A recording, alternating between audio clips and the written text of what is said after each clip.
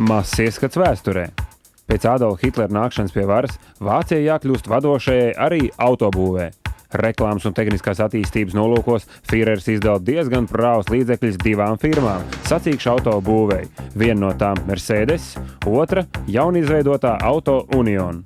1934. gadā uz starta pirmo reizi nostājas Auto Union sudraba bultas, kuras līdz pat kara sākumam arī noteica toni lielās balvas auto sacīkstēs visā pasaulē. Auto Union galvenais konstruktors bija tas pats doktors Ferdinands Porsche, un viņa vadībā tika radīta vesela sērija sacīkšu auto, par kuriem autobūvētāji brīnās vēl šodien. Veselas 64 automašīnas šo gadu laikā. Šodien daudziem no mums ir grūti saprast to, kādā līmenī bija sacīkšu auto būva Vācijā.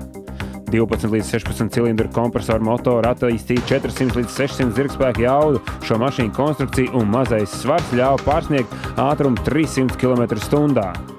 Un mašīnas, kuras sacentās slēgtās trasēs pēc sezonas noslēguma ar nelielām izmaiņām konstrukcijā, cīnījās par pasaules ātruma rekordiem. Tā 38. gada janvārī vienā no braucieniem Bernds Rozemējers sasniedza ātrumu 429 km/h.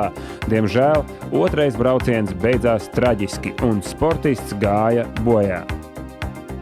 Sākoties Otrajam pasaules karam, beidzās autosacīksts, bet vēlāk Krievu karaspēks parūpējās par to, lai visu, ko var izvest, tai skaitā arī 12 atlikušās sacīkšu mašīnas, nepaliktu Vācijā. Pateicoties laimīgam gadījumam, vienu no šiem unikālajiem sacīkšu auto 1976. gadā izdevās iegūt Rīgas antīko automobīļu klubam. Bet kopš atvērts motoru muzejs, katrs no mums varēja pat pieskarties šai pagātnes elpai.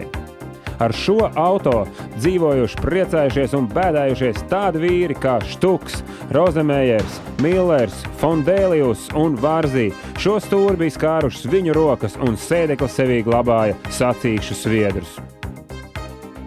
Pēc 2 gadu probūtnes Auto Union atgriezies Rīgā. Pa ceļam mājup tas gan jau paspēja piedalīties Anglijā Goodworth ātruma festivālā, un šodien mums atkal ir Auto Union.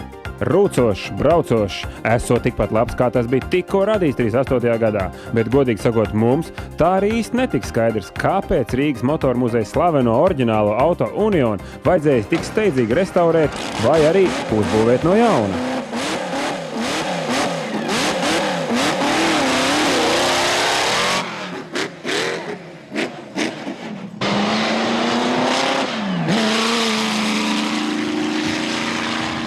Tas, kas mums bija vēstures atmiņas. Kā jūs teicat, tas bija būtībā miris automobīls, kuru tādu, kā viņš bija, dzīvu dabūt nebija iespējams. Ja mēs gribējām viņu turēt kā relikviju, tāds viņš ir tāds saglabāts, tā bija viena lieta. Ja mēs gribējām viņu dabūt dzīvu, braucošu, rūcošu un funkcionējošu, tās lietas bija nesavienojamas. Tagad mēs redzam unikāla situācija, ko cilvēka miesa nevar piedzīvot, bet ko var piedzīvot tehnika. Tas ir šī mašīna ir tikko piedzimusi, kā viņa piedzima pirms 60 gadiem. Ne labāk, ne sliktāk, ne savādāk. Tieši tāda. Un tas ir fantastiski šādā veidā pagriezt laika ratu pa 60 gadiem atpakaļ. Mēs no šodienas, ar šodienas sajūtām, pieredzi un zināšanām iekāpjam 38. gadā. Vai jaunajā Auto Union ir kaut viena skrūvīte no tā auto, kurš pēdējos 20 gadus priecē Rīgas motoru muzeja apmeklētājus? Tas būs jāprasa restauratoriem, bet es kā arī restaurators varu pateikt, ka to procentuāli grūti pateikt, un tie procenti neko nesaka. Vai tas procentuāli pēc gabaliem vai pēc kilogramiem, tas ir tādas jocīgas lietas. 77. gadā es viņu mēģināju ierūcināt, striķī velkotais lielā Mercedes vecā, kompresoru Mercedes, un taisnajā trases gabalā pie starta finiša apmēram kādas 200-300 metrus izdevās viņu dabūt pie dzīvības, un apmēram ar 70 km/h es to gabaliņu nobraucu.